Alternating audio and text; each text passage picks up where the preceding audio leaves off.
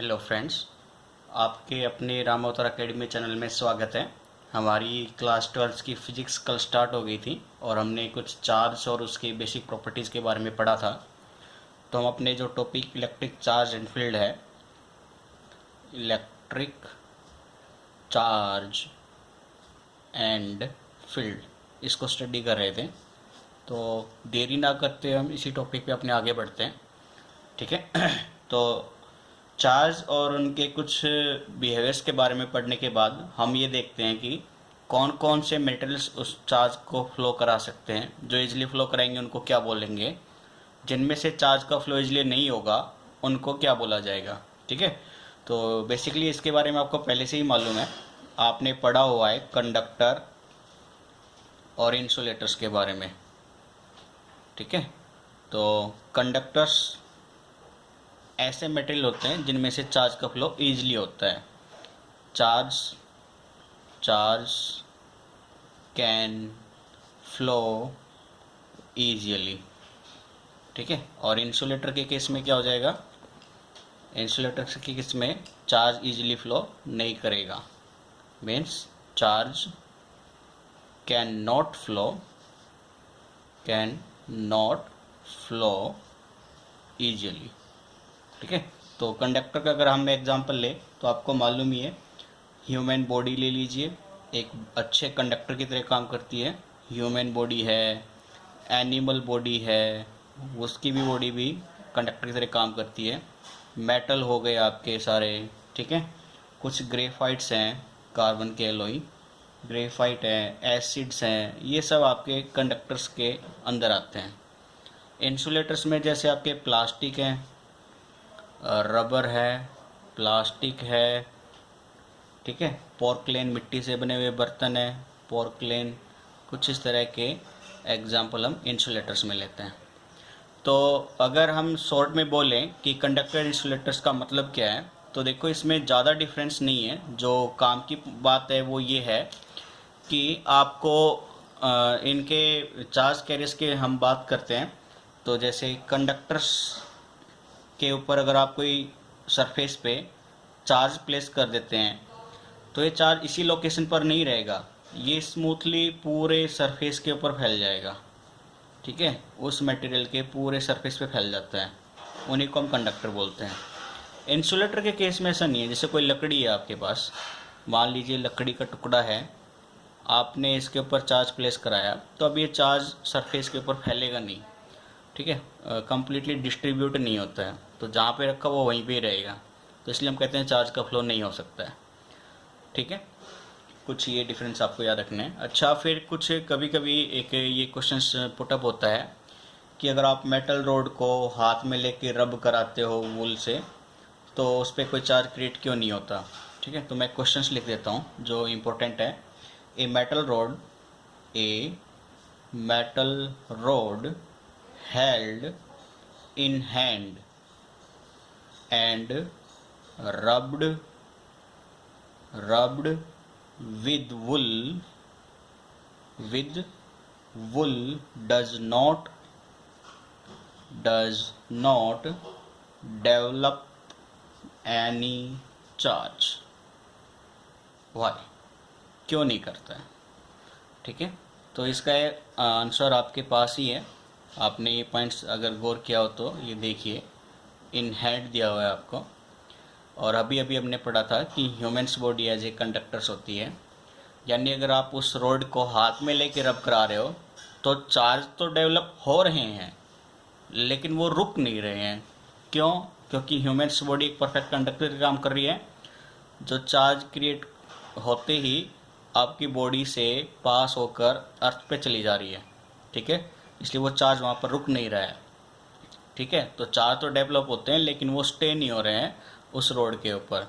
लेकिन अब आप अगर अपने हाथ और रोड के बीच में एक रबर या कोई इंसुलेटर यूज़ कर लो और उसके बाद वुल पे आप रब कराओ तो चार्ज डेवलप भी होंगे और उसके ऊपर स्टे भी करेंगे, ठीक है। ये इसका इस क्वेश्चन का आंसर है।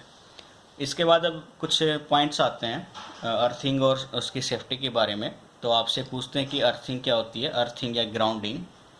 अर्थिंग या ग्राउंडिंग, इसके बारे में पूछ लेते हैं। तो इसके बारे में हम छोटा सा इंट्रोडक्शन देख लेते हैं बस। अर्थिंग और ग्राउंडिंग आपने अपने घरों में भी देखी होगी। अगर मैं एग्जांपल लूँ तो जैसे आप स्विच बॉक्स लगाते हैं, है ना, जैसे आपके रूम में फ़ैन है, बल्ब है, उन सब का एक स्विच बोर्ड होता है। स्विच बोर्ड का अंदर वाला पार्ट देखोगे आप, जहाँ पे वायरिंग के लिए बॉक्स होता है, ये मेटल का बना हुआ होता है। ठीक है, तो मेटल के यहाँ पे ऐसे पेच होते हैं और एक वायर को मैं ऐसे कनेक्ट कराकर इस पेच से या इस मेटल बॉडी से टच कराकर ग्राउंड में ले जाता हूँ। ये बेसिकली ग्राउंड का ही सिंबल होता है। ठीक है, ग्राउंड में ले गया मैं इस कंडक्टर को। तो ये क्या काम करेगा, अगर गलती से आपकी लाइन वायर, मतलब जो जिसमें फेस करंट आ रहा है, वो अगर इसको टच कर जाए मेटल बॉडी को, और आप कोई काम कर रहे हो और आपको उस मेटल बॉडी को छूना पड़ गया, तो आपको शॉक भी लग सकता है और शॉक लगने से आपकी डेथ भी हो सकती है। तो इस केस को दूर करने के लिए क्या किया जाता है, मेटल बॉडी को किसी कंडक्टर से कनेक्ट करा के ग्राउंड में अर्थ कर दिया जाता है। ठीक है, ग्राउंड में कुछ 3 मीटर से 4.5 मीटर तक पिट बनाकर उसमें डाल दिया जाता है, जिससे जैसे ही कोई लाइन वायर मेटल पे टच होगी तो उससे जो चार्ज क्रिएट होगा वो सारा चार्ज उस कंडक्टर से पास होते हुए ग्राउंड पे चला जाएगा। यानी अब अगर आप कोई काम कर रहे हो इस बॉडी पे, मेटल बॉडी पे, तो आपको करंट लगने के चांसेस नहीं है, आपकी बॉडी सेफ है। ठीक है, तो ग्राउंडिंग का और अर्थिंग का यूज़ इसलिए किया जाता है। सेकेंड थिंग कि घरों के अंदर जो सप्लाई होती है वो 3 वायर सप्लाई होती है। 3 वायर सप्लाई, 3 वायर सप्लाई में एक होती है लाइन वायर। ठीक है, लाइन वायर मतलब जिसमें से करंट आ रहा होता है, ये हमेशा रेड कलर की होती है। वैसे तो घरों में आजकल ये इलेक्ट्रिशियंस ऐसे हो गए हैं, बस अपने आप में सब कुछ समझते हैं, वो फॉलो नहीं करते हैं कलर सिंबल को, लेकिन स्टैंडर्ड यूनिट के हिसाब से आपको कलर सिंबल को फॉलो करना ही पड़ेगा। तो एक लाइन वायर होती है, उसका रेड कलर होता है। एक होती है रिटर्न वायर, जिसमें से करंट वापस सर्किट में जाता है, रिटर्न वायर, ये ब्लैक कलर की होती है। इसको हम न्यूट्रल वायर भी बोल देते हैं। ठीक है, इसको न्यूट्रल वायर भी बोल देते हैं, न्यूट्रल वायर। ठीक है, एक होती है आपकी अर्थ वायर, जो भी हमने देखा अर्थिंग या ग्राउंड में काम आ रही है, अर्थ वायर। ये ग्रीन कलर की होती है, ग्रीन कलर, या कभी कभी ग्रीन या येलो, ग्रीन और येलो दोनों मिक्स होते हैं, ग्रीन और येलो कलर। ठीक है, इनके कॉम्बिनेशन से अर्थ वायर का सिंबल दिखाया जाता है। ठीक है, तो ये कंडक्टर्स एंड इंसुलेटर्स और कुछ ग्राउंडिंग के बारे में था। नेक्स्ट आता है इलेक्ट्रोस्टैटिक इंडक्शंस। देखिए, इलेक्ट्रोस्टैटिक इंडक्शंस में आपको चार्ज क्रिएशन करना रहता है, तो उसमें कुछ थोड़ा सा ओवरव्यू ले लेते हैं हल्का सा।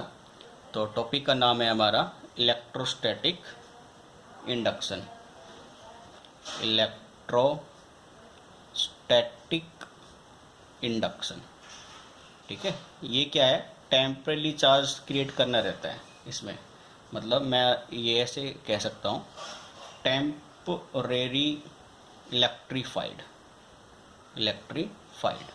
कैसे होता है टेम्परेरी, देखिए, ये कोई कंडक्टर है आपके पास, इस कंडक्टर को आपने इंसुलेटेड स्टैंड के ऊपर रखा हुआ है। ये मेरा इंसुलेटेड स्टैंड है। ठीक है, जैसे लकड़ी का हो सकता है, प्लास्टिक का हो सकता है, रेक्जिन का हो सकता है, ये इंसुलेटेड स्टैंड है और ये मेरा कंडक्टर है।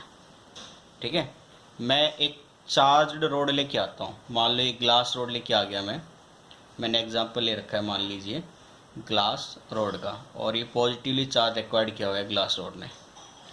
तो जैसे आप ग्लास रोड इस कंडक्टर मेटल के पास लेके आएंगे, तो कंडक्टर्स के अंदर फ्री चार्ज कैरियर्स होंगे, आपको मालूम है, इलेक्ट्रॉन्स। तो वो सारे पॉजिटिव चार्ज की तरफ अट्रैक्ट होने की कोशिश करेंगे, क्योंकि इलेक्ट्रॉन पर नेगेटिव चार्ज होता है और अनलाइक चार्ज हमेशा एक दूसरे को अट्रैक्ट करते हैं। तो कंडक्टर के सारे मैक्सिमम चार्ज इलेक्ट्रॉन्स इधर आने की कोशिश करेंगे इस सरफेस पे। तो इलेक्ट्रॉन वहाँ से इधर आ रहे, तो यहाँ पे डेफिशिएंसी ऑफ इलेक्ट्रॉन हो जाएगी। तो सेम चार्ज जितना इधर इलेक्ट्रॉन ट्रांसफ़र हुआ है, उतना ही यहाँ पे पॉजिटिव चार्ज एक्वायर हो जाता है। ठीक है, तो यानी कंडक्टर के अंदर इलेक्ट्रॉन्स मौजूद जो थे, वो अट्रैक्शन फोर्स की वजह से इलेक्ट्रॉन इधर ट्रांसफ़र होने शुरू हो जाएंगे, और उसके ही इक्वल अमाउंट में अपोजिट साइड में पॉजिटिव चार्ज एक्वायर हो जाएंगे, क्योंकि अब यहाँ पे इस केस में डेफिशिएंसी ऑफ इलेक्ट्रॉन है, डेफिशिएंसी ऑफ इलेक्ट्रॉन, इलेक्ट्रॉन की कमी होने की वजह से पॉजिटिव चार्ज एक्वायर हो गया है, और यहाँ पे एफिशिएंसी होने की वजह से नेगेटिव चार्ज आ गया है। तो यहाँ पे क्या है, एफिशिएंसी ऑफ इलेक्ट्रॉन। तो कल हम ये टॉपिक पढ़ चुके थे, एफिशिएंसी और डेफिशिएंसी की वजह से जो चार्ज डेवलप होता है। ठीक है, तो यानी हम ये कह सकते हैं पॉइंट ए पर नेगेटिव चार्ज डेवलप हो गया, पॉइंट बी पर पॉजिटिव चार्ज डेवलप हो गया। ऐसे किसी दूसरे चार्ज मैटर की इन्फ्लुएंस की वजह से किसी कंडक्टर में चार्ज क्रिएट हो जाना ही क्या कहलाता है, टेम्परेरी इलेक्ट्रीफाइड। अब टेम्परेरी क्यों है, अगर आप ग्लास रोड को बैठा देंगे ना तो ये चार्ज वापस से नॉर्मल हो जाएगा, ये डिस्ट्रीब्यूट हो जाएगा, ये नेगेटिव पॉजिटिव क्रिएशंस नहीं रहेगा, यूनिफॉर्मली डिस्ट्रीब्यूट हो जाएगा। जैसे पहली कंडीशन में था सेम वैसे अपनी पोजीशन को एक्वायर कर लेगा, इसलिए इसको टेम्परेरी इलेक्ट्रीफाइड बोलते हैं। ठीक है, तो इसके बेस पे कुछ क्वेश्चंस बनते हैं आपके थ्योरी पॉइंट ऑफ व्यू से, वो क्वेश्चंस मैं नोट कराकर हल्का सा आपको ओवरव्यू दे देता हूँ। नोट्स के लिए आप अपनी बुक को प्रेफर कीजिए। अगर आपको कोई प्रॉब्लम आती है तो आप हमें हमारे व्हाट्सअप नंबर से, जो हमने पहली वीडियो में दिया हुआ है, वहाँ से आप हमारा नंबर ले लीजिए। आप हमें व्हाट्सअप कर सकते हैं, कॉल कर सकते हैं, जैसा भी होगा आपको मटेरियल प्रोवाइड करा दिया जाएगा नोट्स के रिगार्डिंग। ठीक है, तो यहाँ से क्वेश्चन कुछ ऐसे बनता है आपका, describe how two metal spheres can be oppositely charged by induction. ठीक है, इंडक्शन के थ्रू दो स्फीयर को कैसे चार्ज कर सकते हैं, तो चलिए इसको देखते हैं। मैंने क्या किया, दो मेटल स्फीयर को प्लेस कर लिया किसी इंसुलेटिंग मीडियम पे। ये एक इंसुलेटिंग मटेरियल है, उसके ऊपर मैंने एक स्फीयर रखा हुआ है।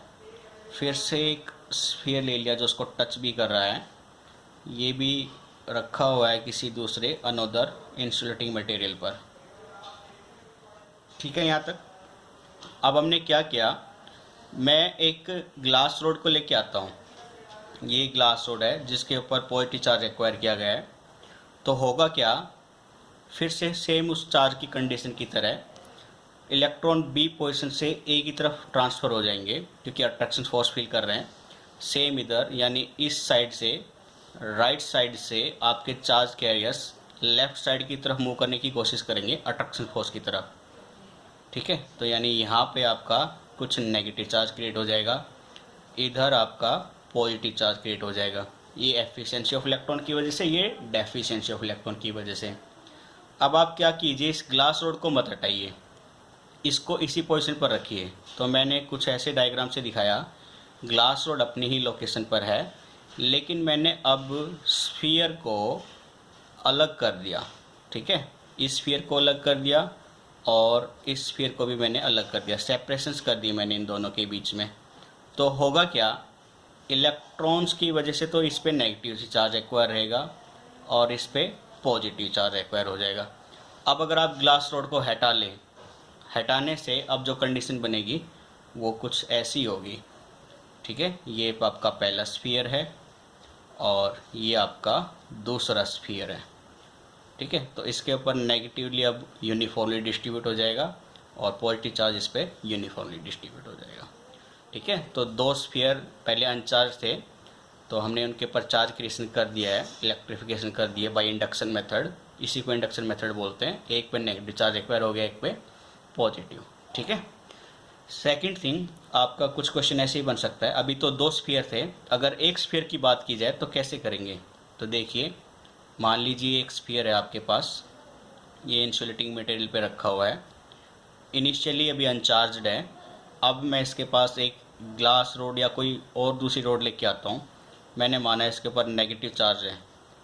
नेगेटिव चार्ज होने की वजह से अब इसके लेफ़्ट साइड में तो पॉजिटिव चार्ज एक्वायर्ड हो जाएगा और राइट साइड में नेगेटिव चार्ज। ठीक है, क्लियर है। सेकंड थिंग, अब अगर आपको इसको सिर्फ और सिर्फ पॉजिटिवली चार्ज बनाना है इस स्फीयर को, तो आप क्या करेंगे, इस स्फीयर को अब आप अर्थ से कनेक्ट कर देंगे, ग्राउंडिंग कर देंगे, जैसे भी हमने अर्थिंग के बारे में पढ़ा था। ग्राउंडिंग करने की वजह से ये इलेक्ट्रॉन्स ट्रांसफ़र हो जाएंगे अर्थ के अंदर। और अब आपकी कंडीशन कुछ ऐसी बचेगी, ये तो आपकी रोड थी नेगेटिव चार्ज एक्वायर्ड किए हुए, और ये आपका स्फीयर था इंसुलेटिंग मेटेरियल पे रखा हुआ, ठीक है। तो सिर्फ और सिर्फ पॉजिटिव चार्ज ही इसके सरफेस पे रह जाएगा, क्योंकि नेगेटिव इलेक्ट्रॉन ट्रांसफर हो गए हैं अर्थ में, ठीक है। ये अर्थ से कनेक्टेड था। तो अब अगर आप इसको रोड को हटा देंगे तो ये जो पॉजिटिव चार्ज एक्वायर हुआ था अब यूनिफॉर्मली उस स्फीयर के ऊपर डिस्ट्रीब्यूट हो जाएगा कुछ इस तरह से, ठीक है। तो आपको एक अनचार्ज स्फीयर दिया गया था और आपसे पूछा गया था कि उसके ऊपर पॉजिटिव चार्ज कैसे एक्वायर करेंगे, तो ये उसका प्रोसीजर है।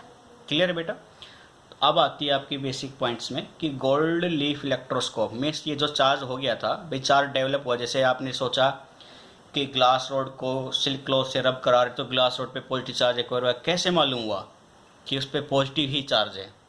तो मालूम के लिए कुछ प्रोसीजर भी तो होना चाहिए ना। तो वो प्रोसीजर कुछ ऐसे है। तो एक डिवाइस बनाई गई, उस डिवाइस का यूज़ किया गया चार्ज की मैग्नीट्यूड यानी कितना चार्ज है, और दूसरा उसका नेचर के बारे में पता करने के लिए। तो यानी वो एलिमेंट जो वो डिवाइस है आपका गोल्ड लीफ इलेक्ट्रोस्कोप। तो गोल्ड लीफ इलेक्ट्रोस्कोप बेसिकली क्या काम करेगा?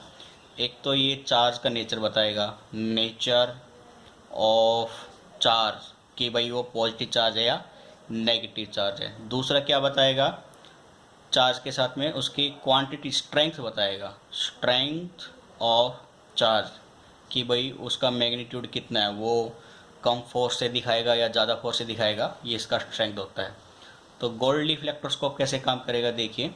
ये पहले एक ग्लास फ्यूनेल होता है, जैसे आपने घरों में भी देखा होगा, रसोई में एक जार होता है बर्तन, ठीक है। ये कुछ इस तरह से ये ग्लास फ्यूनेल है। क्लियर है? इसमें एक मेटल की रोड डाली जाती है कुछ इस तरह से, ये मेटल रोड है। इस मेटल रोड को इसमें होल में फिक्स करने के लिए एक लकड़ी का या रबड़ का कॉर्क फिक्स कर दिया जाता है। तो मैंने मान लिया ये रबर का है, मान लो, तो ये है रबर कॉर्क या स्टॉपर, ठीक है, जो उसको स्टॉप करके रखेगा। जैसे ये मेटल रोड का एंड होगा, ये एंड पॉइंट है, अब यहाँ पे दो लीफ लगा दी जाती है गोल्ड की। तो एक गोल्ड की लीफ ये है, दूसरी गोल्ड की लीफ ये है।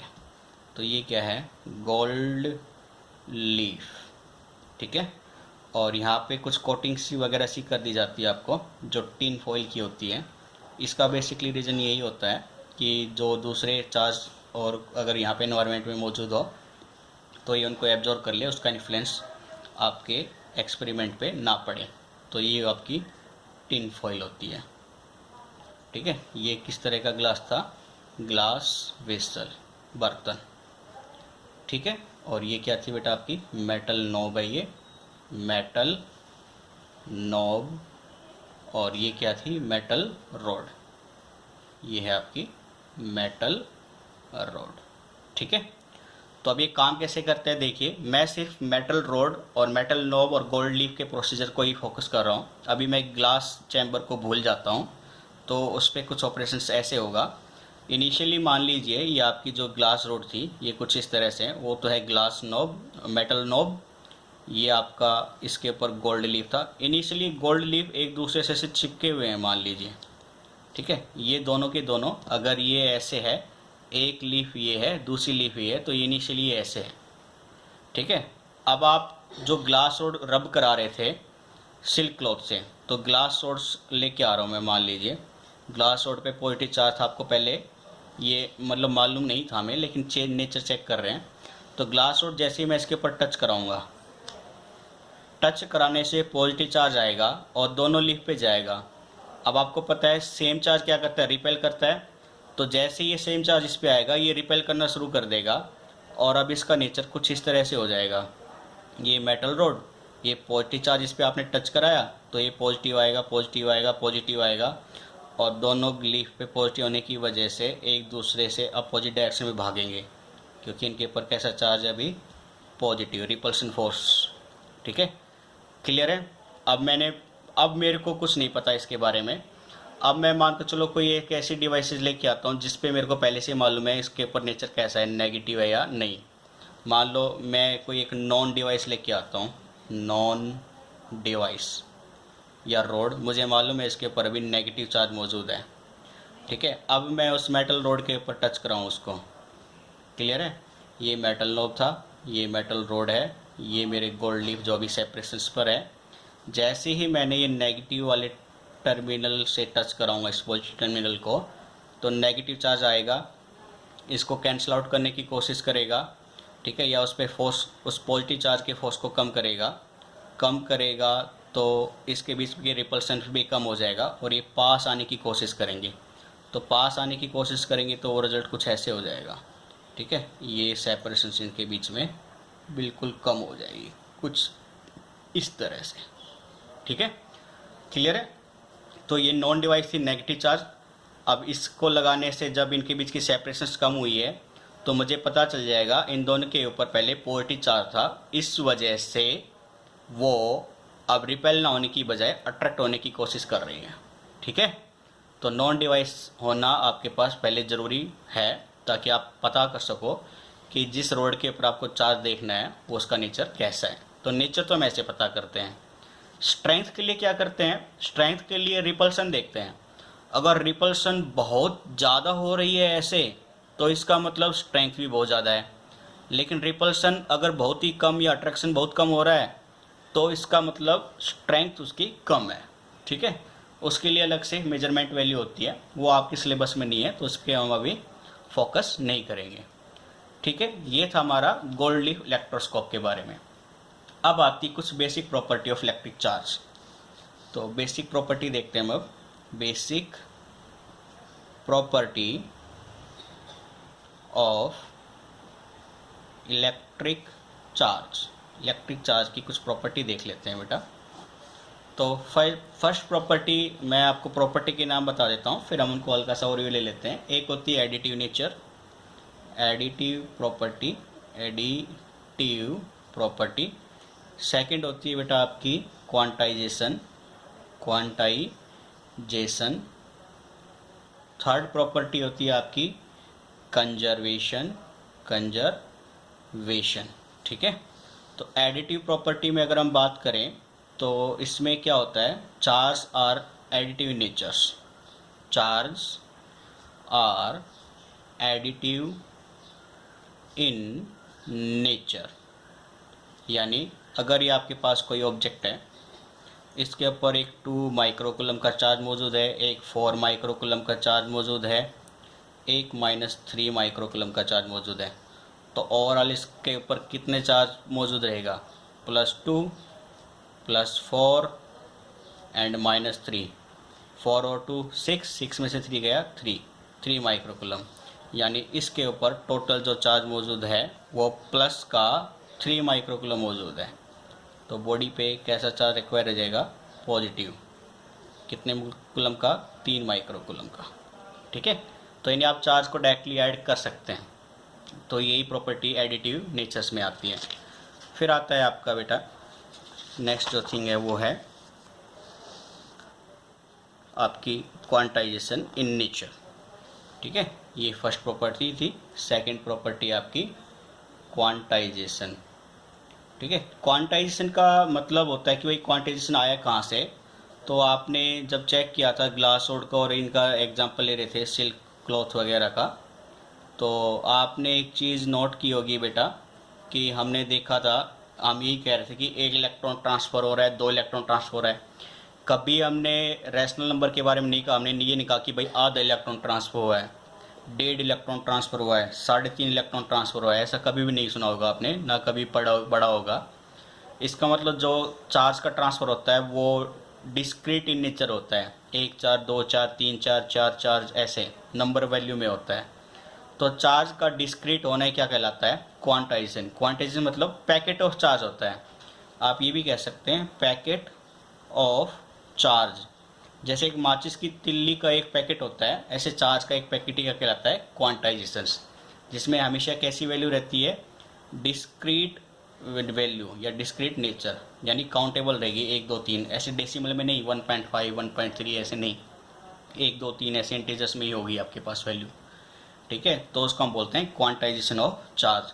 तो क्वांटाइजेशन ऑफ चार्ज को आपको ये पॉइंट याद रखना है, टोटल चार्ज बराबर होता है n इंटू में E। E क्या है? चार्ज ऑन इलेक्ट्रॉन्स, ठीक है, या प्रोटॉन्स, जिसकी वैल्यू होती है 1.6 इंटू 10⁻⁹ कूलम।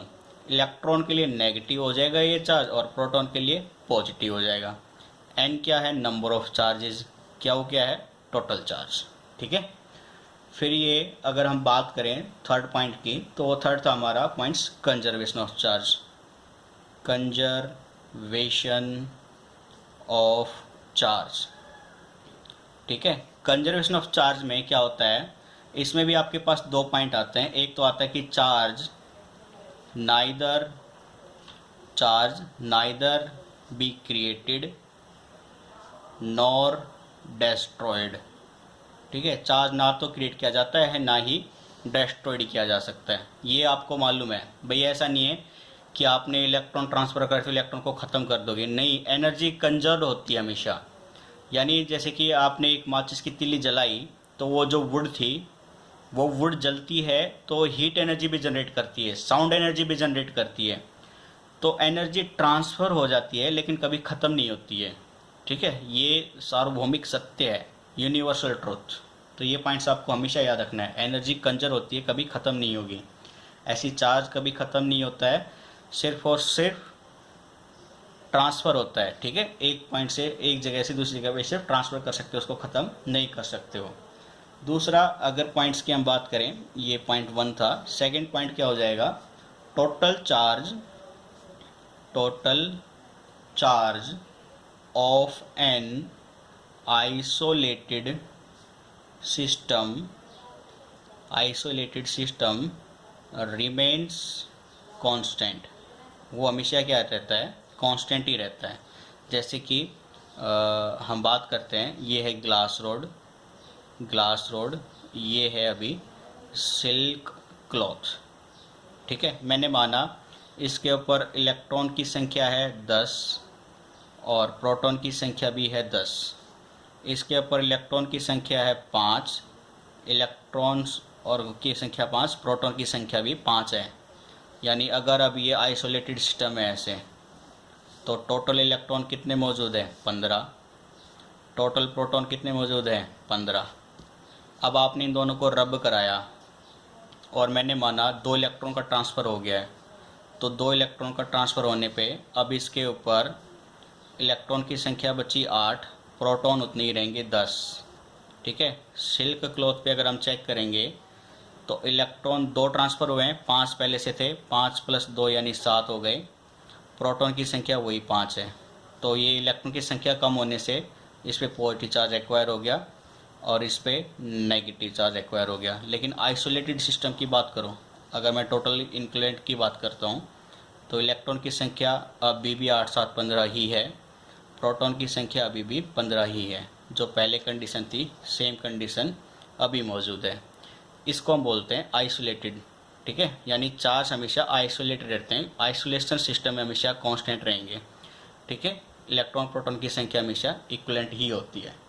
ये था हमारा थर्ड पॉइंट, ठीक है बेटा। तो ये काफ़ी इंपॉर्टेंट चीज़ है, इनको नोट कर लीजिएगा। अब हम कुछ 1-2 छोटे से न्यूमेरिकल को देख लेते हैं क्वांटाइजेशन के बेस पे, जो इम्पोर्टेंट है एग्जाम पॉइंट ऑफ व्यू से। तो अगर हम अपने क्वेश्चंस की तरफ बढ़ें, तो पहला क्वेश्चन है आपके पास न्यूमेरिकल में, विच इज़ बिगर, कौन सी चीज़ बड़ी है? ए कूलम और ए चार्ज, ए कूलम और ए चार्ज, ठीक है, ऑन एन इलेक्ट्रॉन, ठीक है। आपको ये बताना है कि ए कूलम चार्ज बड़ा है या इलेक्ट्रॉन के ऊपर चार्ज बड़ा होता है, ठीक है। साथ ही आपको पूछा गया है how many electronic charge form 1 coulomb of charge, ठीक है। कितने इलेक्ट्रॉनिक चार्ज मिलकर 1 कूलम्ब चार्ज बनाते हैं? तो इसमें बेसिकली हम देखें तो आपको ये याद रखना है कि 1 कूलम्ब चार्ज हमेशा बड़ा रहता है किसके ऊपर? 1 इलेक्ट्रॉन के चार्ज से। ये आपको हमेशा याद रखना है। इसके पीछे रीज़न क्या है, मैं एक छोटा सा न्यूमेरिकल लेकर कल आपको ये डिस्कस करा दूंगा कि 1 कूलम चार्ज बड़ा क्यों होता है। ठीक है, उसके लिए पेशेंस रखिए, कल उसको एक्सप्लेन करेंगे अच्छे से न्यूमेरिकल के साथ साथ। अभी हम यहाँ पे बस ये देख लेते हैं कि हाउ मैनी इलेक्ट्रॉन्स, यानी आपको एन की वैल्यू निकालनी है, कितने नंबर ऑफ इलेक्ट्रॉन्स मिलकर 1 कूलम चार्ज बनाएंगे, यानी क्या कितना है 1 कूलम। तो क्वांटिटी ऑफ चार्ज से क्या बराबर में एन ई, आपको एन पूछा गया तो एन बराबर में क्या अपॉन में ई, तो एन की वैल्यू क्या आ जाएगी क्या 1 कूलम, इलेक्ट्रॉन्स के ऊपर चार्ज 1.6 इंटू 10 की पावर -19। तो अगर मैं इसके डेसिमल हटाऊंगा तो 10/16 हो जाएगा। 10 की पावर माइनस ऊपर लेके जाऊंगा तो एक तो मैंने साथ में इसके ले लिया और 10 की पावर 18। इसको सोल्व करोगे तो ये 6.25 पे कट जाएगा, यानी नंबर ऑफ इलेक्ट्रॉन्स कितने आ जाएंगे 6.25 इंटू 10 की पावर 18। ठीक है, 10 की पावर 18। तो इतने नंबर ऑफ इलेक्ट्रॉन्स मिलकर 1 कूलम चार्ज क्रिएट करते हैं।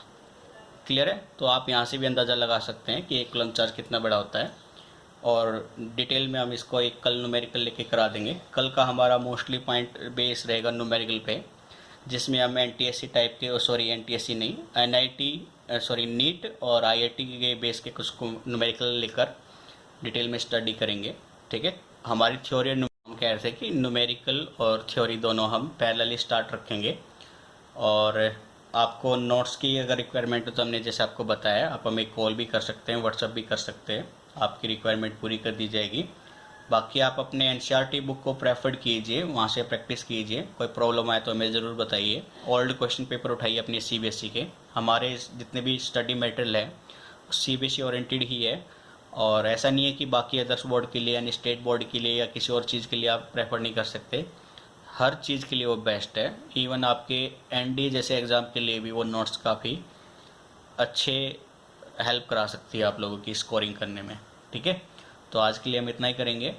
इसमें यहाँ तक कोई डाउट है तो आप हमें कमेंट बॉक्स में ज़रूर डाल सकते हैं। साथ ही आपका चैनल है, इसको ज़्यादा से ज़्यादा सब्सक्राइब भी कीजिए, लोगों को बताएं इसके बारे में, ताकि सबका बेनिफिट हो। यहाँ पे फ्री ऑफ कोर्सेज चलेंगे आपके कम्प्लीटली। ठीक है, और वीडियो को ज़्यादा से ज़्यादा शेयर कीजिए और लाइक कीजिए। कोई प्रॉब्लम हो तो हमें ज़रूर बताइए। ओके बेटा, आज के लिए इतना ही रखते हैं। Thank you, bye bye.